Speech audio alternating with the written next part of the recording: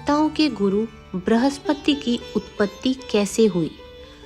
राशि में अगर गुरु यानी बृहस्पति मजबूत होता है तो आप निरंतर सफलता की सीढ़ियां चढ़ते जाते हैं।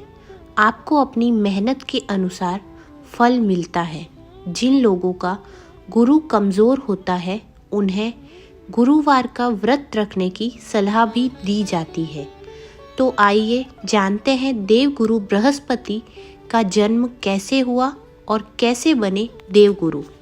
क्या बहुत अधिक प्रयास करने पर भी आपको वो परिणाम नहीं मिल पाता जिसके आप हकदार हैं, या फिर आप जिस भी काम करने जाते हैं वहाँ बाधा उत्पन्न हो ही जाती है।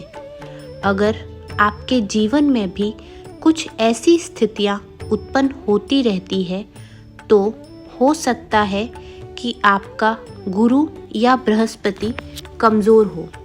अगर किसी का गुरु कमज़ोर होता है तो उस व्यक्ति को भाग्य का साथ नहीं मिल पाता और जीवन में हमेशा बाधा ही उत्पन्न होती रहती है।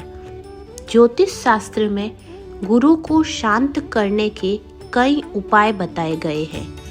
आपने भी कभी न कभी ये उपाय ज़रूर किए होंगे, लेकिन क्या आप जानते हैं कि सौभाग्य को बढ़ाने वाले देवताओं के गुरु बृहस्पति की उत्पत्ति कैसे हुई थी? तो आइए जानते हैं पौराणिक कहानी से। ब्रह्मदेव के आशीर्वाद से जन्मे हैं देवगुरु बृहस्पति। ऋग्वेद के अनुसार प्राचीन काल में महर्षि अंगिरा नाम के एक महान ऋषि हुआ करते थे। अपने तपोबल से इन्होंने कई सिद्धियां प्राप्त की थी। महर्षि अंगिरा के ज्ञान की प्रसिद्धि बहुत दूर दूर तक फैली हुई थी, लेकिन इतना ज्ञान और तपोबल होने के बाद भी महर्षि अंगिरा बहुत ही चिंतित रहते थे, क्योंकि उनकी कोई संतान नहीं थी। इस कारण से उनकी पत्नी स्मृति भी बहुत विचलित रहती थी। कोई मार्ग ना सूझते देखकर महर्षि अंगिरा की पत्नी ने ब्रह्मदेव की अखंड तपस्या की। इतनी घोर तपस्या से प्रसन्न होकर ब्रह्मदेव ने महर्षि अंगिरा और उनकी पत्नी को दर्शन देकर पुत्र प्राप्ति का आशीर्वाद दिया। ब्रह्मदेव ने दोनों दंपत्ति को पुत्र प्राप्ति के लिए एक कठिन व्रत बताया।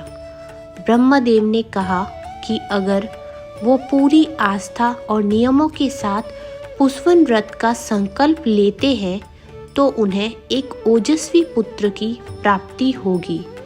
महर्षि अंगिरा और उनकी पत्नी ने ऐसा ही किया और कुछ समय बाद दोनों को एक ओजस्वी पुत्र की प्राप्ति हुई। महर्षि अंगिरा के पुत्र होने के कारण इस बालक का नाम अंगिरा नंदन रखा गया, जो बाद में जाकर बृहस्पति नाम से प्रसिद्ध हुआ। अपने पिता की ही तरह अंगिरा नंदन भी बहुत ही ज्ञानी थे। वे भगवान शिव के भक्त थे। उन्होंने एक शिवलिंग निर्मित किया और इस शिवलिंग की घोर तपस्या की। इस तपस्या से प्रसन्न होकर भगवान शिव ने अंगिरा नंदन को दर्शन दिए। भगवान शिव ने अंगिरा नंदन से कहा, पुत्र, तुमने मेरा बहुत ही बृहत तप किया है, इसलिए तुम अब से बृहस्पति के नाम से जाने जाओगे।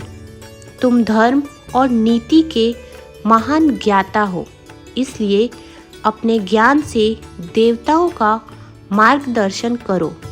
इस प्रकार देवों के देव महादेव ने बृहस्पति को देवगुरु की उपाधि दी और नवग्रह मंडल में भी स्थान दिया।